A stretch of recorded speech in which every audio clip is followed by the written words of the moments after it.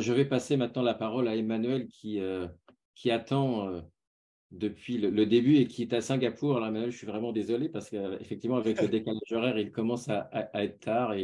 C'est Voilà. absolument pas grave. Et oui, effectivement, ici, il est 22h30. Et puis, je pense qu'on va tous prendre le temps de s'étirer un petit peu euh, pour faire la suite parce que je pense que je vais bien vous assommer avec la motivation scolaire des élèves et le bien-être, votre bien-être en journée ou en soirée chez vous. Alors, c'est vraiment, chers panélistes et participants, Madame la sénatrice, un honneur et un privilège de pouvoir intervenir ce soir dans ce webinaire.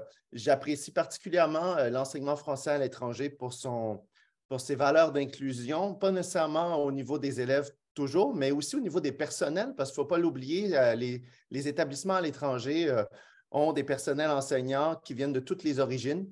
Et c'est aussi une certaine forme d'inclusion. Et moi, j'en bénéficie en tant que Québécois d'origine française. Vous avez pu distinguer mon accent gascon, j'imagine. Mes parents sont de Bordeaux et de Toulouse. Dans ça. Donc, je trouve ça vraiment super intéressant pour moi de pouvoir intervenir euh, dans ce webinaire. Donc, je suis enseignant de formation au Québec et puis formateur et chercheur en psychopédagogie. Donc, je ne suis nullement spécialisé sur les enfants à besoins éducatifs particuliers.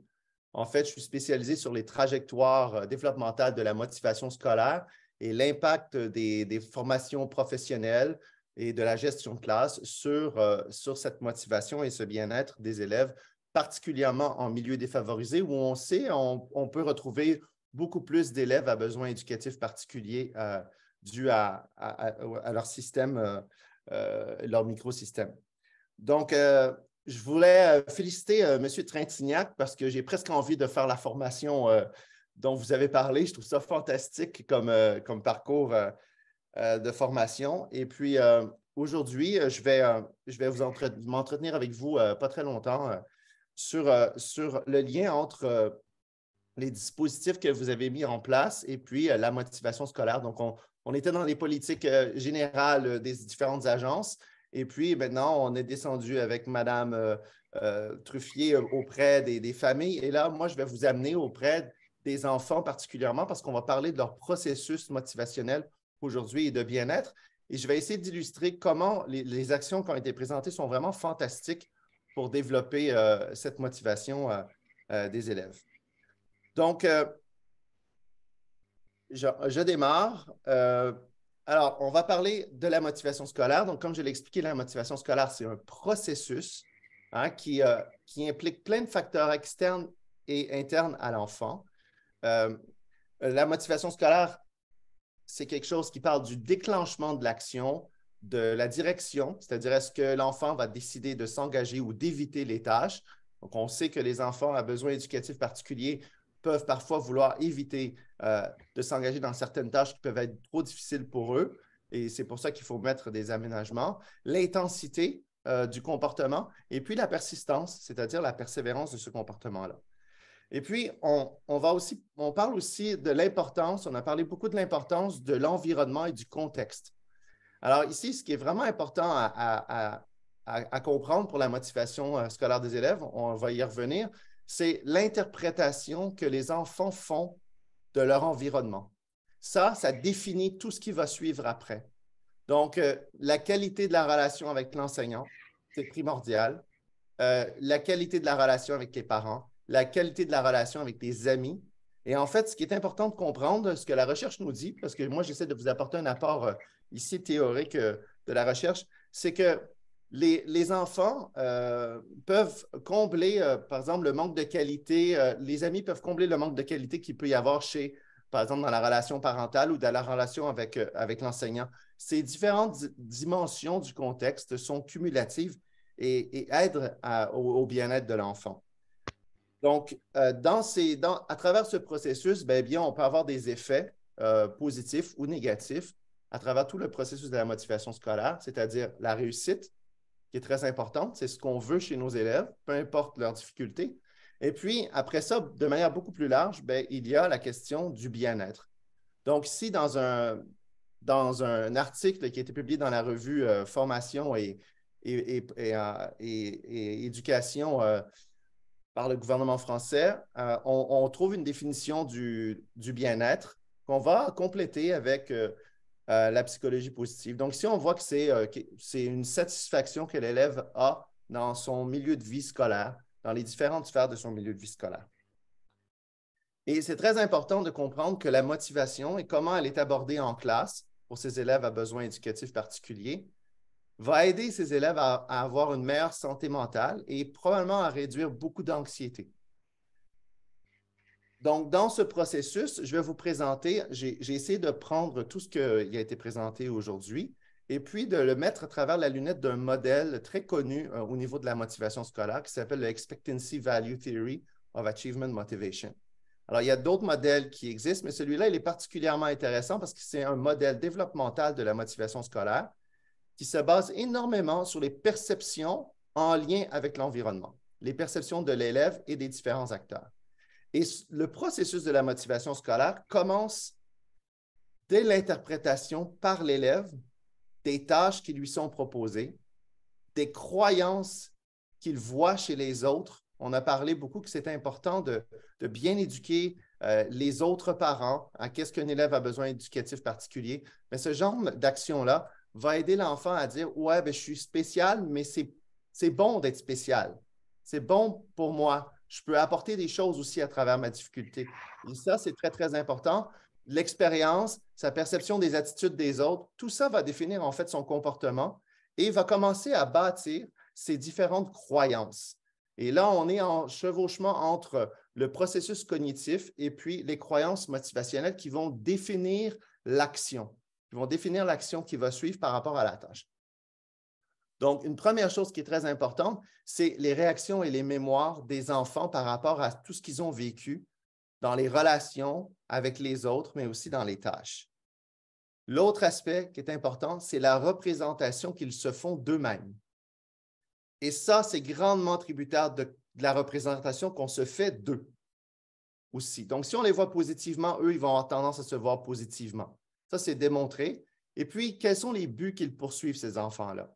Donc, est-ce qu'ils veulent absolument s'engager dans des tâches faciles qui sont certains de réussir, dans une perspective de but de performance, par exemple? Ce qu'on voit particulièrement chez les garçons qui ont des difficultés, ils vont surestimer leur potentiel par rapport aux filles. Les filles vont être beaucoup plus anxieuses par rapport à leur réussite.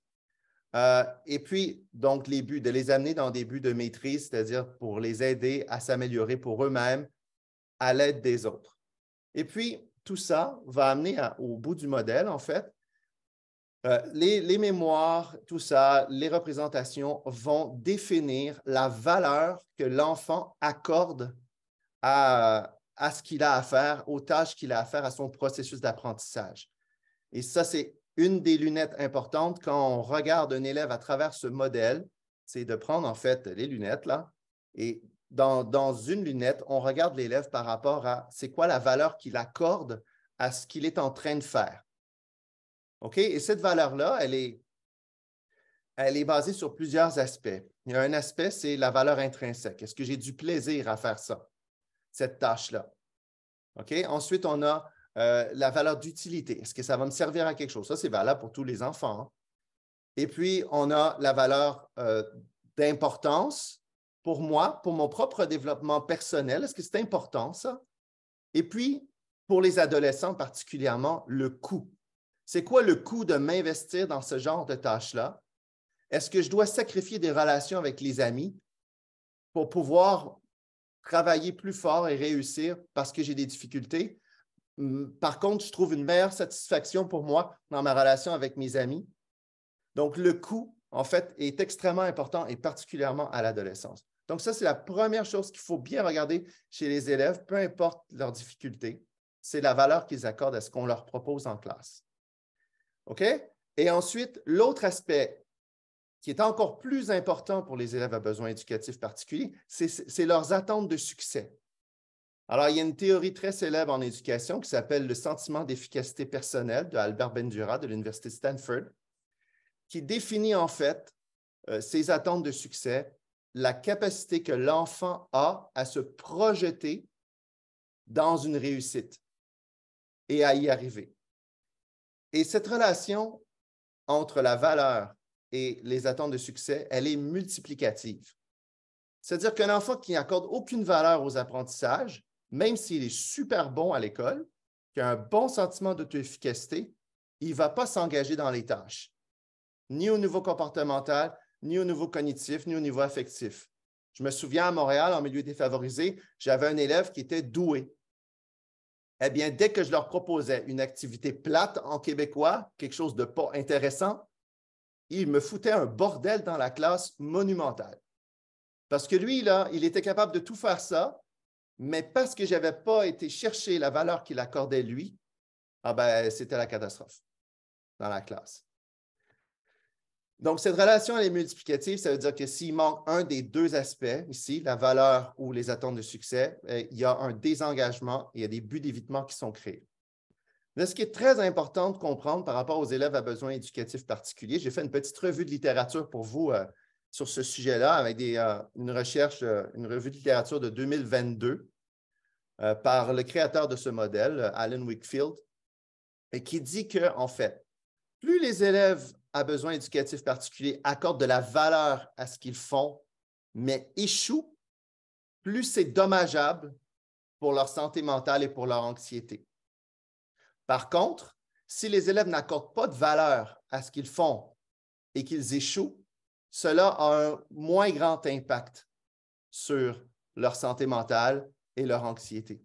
Donc, c'est assez important de ne pas trop moraliser les enfants sur c'est important pour toi de faire ça, parce que l'enfant qui est tiraillé avec ses capacités, ben, ça peut être encore plus destructeur et l'effort devient une lame à double tranchant pour ces enfants-là.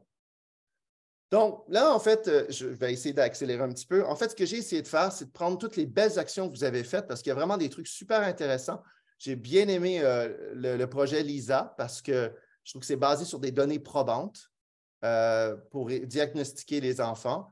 Et toutes les autres actions que vous avez présentées, là, je ne les connais pas par cœur, donc vous allez m'excuser avec l'heure qui passe. Donc, on va reprendre chacune des dimensions et je vais vous amener à vous mettre dans la peau de l'élève. OK? Moi, c'est important que vous, tout le monde, les auditeurs, vous soyez dans la peau d'un enfant, que ce soit le vôtre ou votre élève. Et là, on va poser des questions d'enfant au regard de ce qu'on vient d'expliquer. Donc, par rapport à l'interprétation que les enfants peuvent faire de leur environnement, on peut poser les trois questions suivantes. Est-ce que l'implication de mes parents et de mes enseignants est de qualité? OK? Un enfant qui perçoit que ses enseignants et ses parents et l'école se foutent complètement de lui, ben, ça ne va pas le faire. Qu'attend-on de ma personne? Hein? C'est quoi qu'on veut de moi? Ça, c'est important que les attentes soient claires. Et comment est-ce qu'on me perçoit? Évidemment, le regard qu'on leur envoie, ça va définir plein de choses qui vont venir après. Là, vous savez, on redescend dans le modèle. Là. On reprend du début, puis on descend. Ensuite, on va aller au niveau des mémoires et de l'affect. OK? C'est quoi mes souvenirs de toutes mes expériences que j'ai eues à l'école, avec mes parents, mes amis? Ça va définir aussi comment je me sens. Hein? Comment est-ce que je me sens maintenant par rapport à tout ça? Ça va me dire si j'ai envie de m'engager ou pas, si j'ai envie de continuer à bosser puis à surmonter mes difficultés. Et là, quand on arrive au niveau de la tâche, donc là, la tâche, elle est présentée par les enseignants à tous les élèves et adaptée peut-être aux élèves à besoins éducatifs particuliers. Mais qu'est-ce que j'ai et de quoi est-ce que j'ai besoin pour réussir cette tâche? Et là, c'est là qu'on a vu plein de dispositifs intéressants que je vais montrer dans la colonne d'après. Pour aider les élèves à avoir de bonnes représentations mentales d'eux-mêmes, de leurs capacités, et puis de s'accorder vers des buts de réussite et non pas nécessairement de performance. Et là, on arrive au cœur du modèle, nos deux lunettes. Qu'est-ce que le prof doit surtout regarder? C'est est-ce que je veux réaliser cette tâche et pourquoi?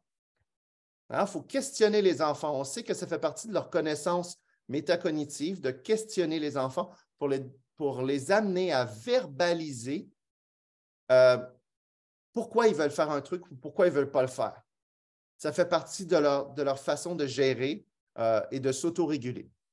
Et puis, l'autre aspect, c'est est-ce que je peux réussir cette tâche et pourquoi? Et ça, c'est encore plus important pour tous les élèves et surtout les élèves qui ont des difficultés, c'est de vraiment expliciter à fond les stratégies utiles pour réussir. Donc là, j'ai essayé de faire un exercice un peu rapide, certes, de reprendre à peu près les caractéristiques de tout ce que vous avez présenté et de les remettre dans ce modèle. Bon, j'espère que vous allez trouver ça utile et parlant. Donc, en ce qui concerne l'interprétation des enfants de leur réalité, bien, évidemment, les partenariats importants avec les familles, c'est super vital parce qu'ils vont voir ça, les enfants. La formation des personnels, comme vous avez tous bien expliqué, c'est crucial parce que bien, ça va changer le regard des enfants sur comment les profs sont capables de s'occuper d'eux. Hein? La co-intervention en classe, c'est quelque chose que moi, je voyais beaucoup au Québec et que j'ai moins vu dans les écoles à Shanghai, où j'étais conseiller pédagogique avant, au lycée français, et ici comme enseignant-chercheur. C'est la co-intervention des enseignants spécialisés dans la classe avec le prof. Souvent, c'est retiré de la classe. Je trouve qu'au Québec, on avait des psychoéducateurs qui venaient dans la classe voir les élèves en difficulté de comportement et qui aidaient le prof. Un peu ce que vous avez avec les AESH, pardon. Mais ce n'est pas tout à fait le même mode de fonctionnement. Mais c'est très intéressant de pouvoir voir ça pour avoir un diagnostic commun et de s'en parler sur le terrain. Et puis, de sensibiliser les temps d'échange, là, alors, avoir le même discours. On sait, là, il y a des théories comme la théorie écologique de l'éducation de Bronfenbrenner qui montrent que si les parents et les enseignants se parlent bien et ont le même langage dans leur mésosystème, on appelle ça la relation deux microsystèmes, le mésosystème, eh bien, l'impact sur l'enfant, sur son développement, va être plus fort. Donc, ça, c'est très, très important, la relation école-famille, ce que vous avez. Et puis, il y a dans une vidéo que j'ai vu un truc super cool, c'est de sensibiliser les autres élèves à la réalité de cet élève-là et de montrer ses forces. On va y revenir. Donc, d'avoir des intervenants empathiques, des rituels de classe qu'on a vu dans une vidéo avec quand il y a quelque chose qui ne va pas avec un élève, tout le reste, c'est quoi faire pour que ça libère l'enseignant pour s'en occuper.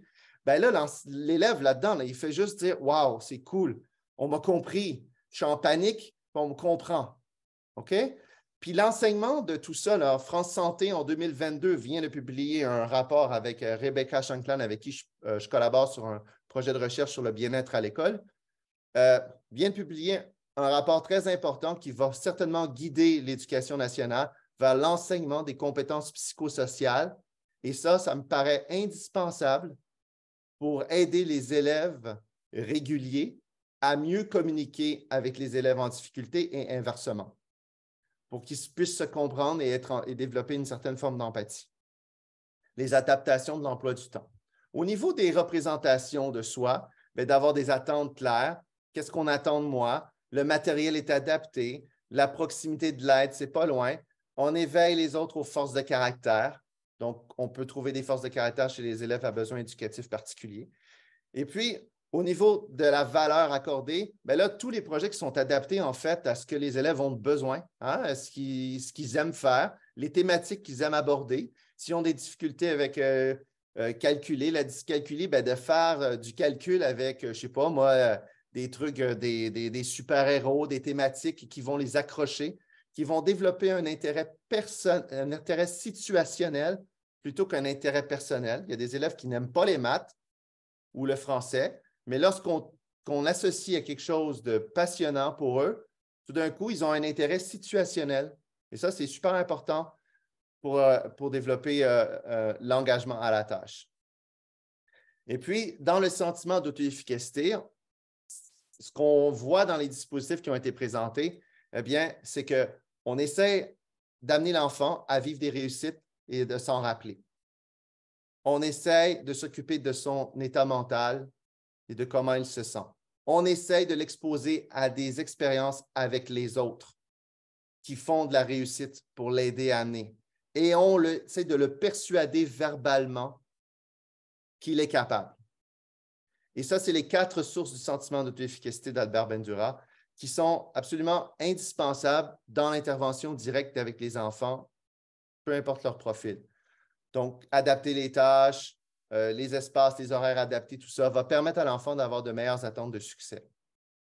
Voilà, donc ça, c'était ce que j'ai essayé de ressortir de l'ensemble de vos dispositifs à la lumière du modèle de la motivation scolaire. Et là, je vais prendre juste 2 minutes pour terminer sur le bien-être. Alors, on a vu une définition tout à l'heure publiée dans une revue française. Maintenant, on va aller chercher une définition en psychologie positive qui a été rédigée par Seligman et qui a été adaptée au contexte de l'éducation par Norrish avec le Geelong School en Australie, qui est très bien.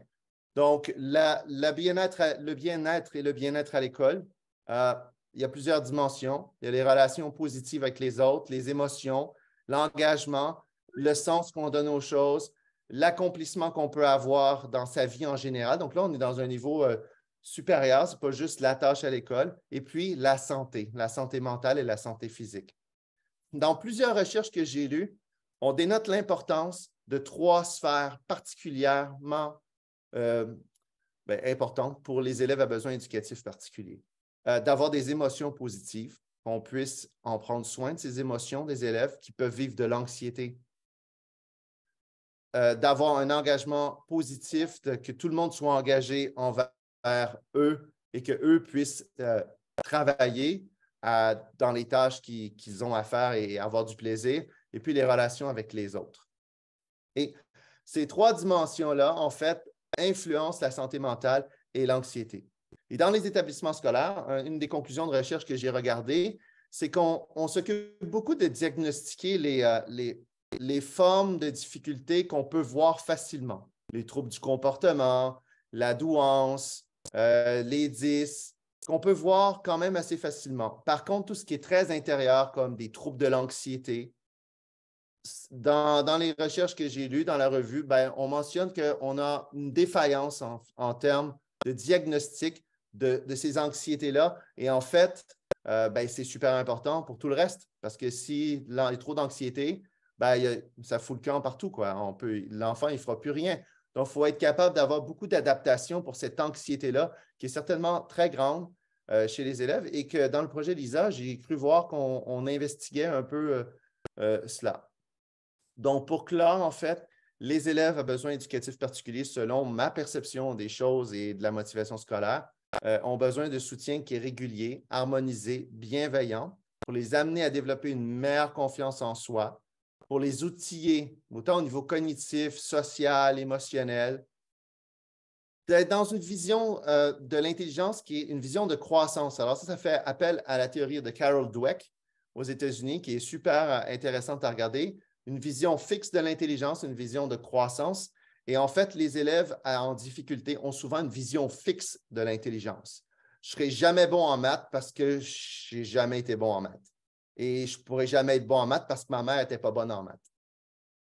Donc, il y a cette vision qui est très, très fixée et qui n'est pas du tout dans une perspective de croissance, qui amène beaucoup l'adoption de buts de performance pour montrer qu'on est bon ou éviter les tâches parfois, au lieu de se mettre dans une perspective de croissance personnelle. Ça, c'est valable pour tous les élèves. De réduire l'anxiété à tout prix et de travailler sur les émotions. Avec l'Université de Grenoble, je fais un projet de recherche qui s'appelle Promobi et on investigue particulièrement ces aspects-là des émotions chez les élèves et comment, dans la gestion de classe, on peut faire des stop field go, des différentes façons d'amener les élèves à gérer leurs émotions et le climat de classe. Et surtout, que ces enfants-là, on les amène à ressentir de la fierté de réussir parce qu'ils attribuent leur succès à leurs efforts et puis de la gratitude parce qu'ils voient qu'autour d'eux, les gens se sont mobilisés. Et c'est moi aujourd'hui qui vous exprime toute ma gratitude d'avoir pris le temps de m'écouter. Et puis, je reste à votre disposition si vous avez besoin de discuter de ce sujet-là plus en profondeur dans vos différentes associations. Ça me fera plaisir. Comme mes proviseurs passés et inspecteurs m'ont envoyé dans des écoles pour aider et former ici sur la zone Asie-Pacifique. Je tiens à remercier M. Binan, d'ailleurs, qui est mon proviseur ici cette année. Je vous remercie infiniment pour votre attention, mesdames et messieurs. Merci beaucoup, Emmanuel, pour cet apport scientifique et toute cette analyse que tu as pu faire. Et puis, Effectivement, tu as communiqué ton adresse email, donc je pense que les gens n'hésiteront pas à te contacter. Pas de problème. Avant d'aborder le volet AESH, peut-être des réactions de la part de nos autres panélistes sur ces éléments liés à la recherche, un peu plus théorique, je dirais, qu'a apporté Emmanuel.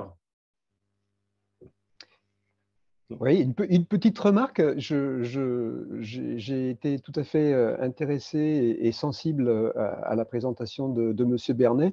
Alors, je notais quand même que dans ces références scientifiques, on est vraiment dans le monde anglo-saxon. Et pourtant, je ne peux pas m'empêcher, je ne sais pas s'il le connaît, de croiser en fait ces références avec un auteur que j'ai beaucoup apprécié quand je l'ai lu il y a quelques années en arrière, qui s'appelle Daniel Favre. Je ne sais pas si vous connaissez cet auteur, Monsieur Non, Bernet, non. qui a écrit un bouquin qui s'appelle Cessons de démotiver les élèves, qui a écrit un bouquin sur l'éducation à l'incertitude et qui a écrit un bouquin sur la reconnexion de l'école avec le vivant. Et ce qui m'a frappé dans votre intervention, c'est que, vous voyez, si je prends ces trois références bibliographiques, d'une certaine manière, elles recoupent complètement votre propos. Voilà, c'était juste une petite remarque. C'est très gentil de votre part de me dire ça.